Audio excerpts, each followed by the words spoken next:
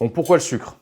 Le sucre en fait va faire migrer en fait le côté acétique assez désagréable donc du levain. Ok, donc là maintenant on va attaquer donc le panettone. Donc pour le panettone, on doit partir déjà avec une souche de levain. Souche de levain donc qui est rafraîchie donc toujours et entretenue avec de la farine donc panettone, donc farine très forte.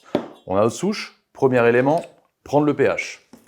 Donc du coup on va attaquer ce qu'on appelle un bagnetto. Donc pour toute étape de bagnetto, toujours commencer par donc le pH. On est aux alentours de 4, 4,01, pH plutôt correct. La bonne target, c'est 3,8, 3,9, 4. Voilà, pour un commencement. Donc le levain est tout point.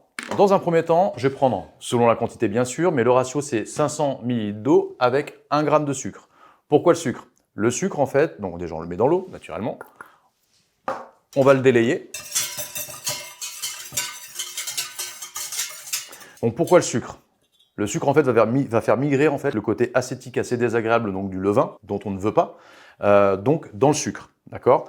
Ce qui va nous permettre donc d'avoir des teneurs plutôt lactiques. Je vais enlever mon levain hop, du cul de poule, et donc vous voyez, là j'ai des petites croûtes.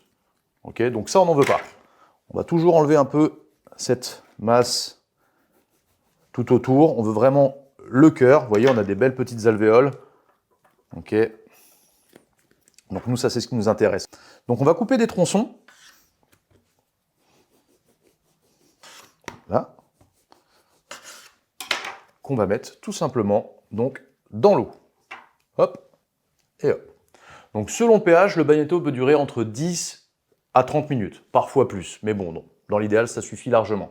Étant donné que nous avons un pH donc de 4, ce qui n'est pas en soi très acide pour une souche de levain, on va plutôt s'y limiter entre 10-15 minutes maximum.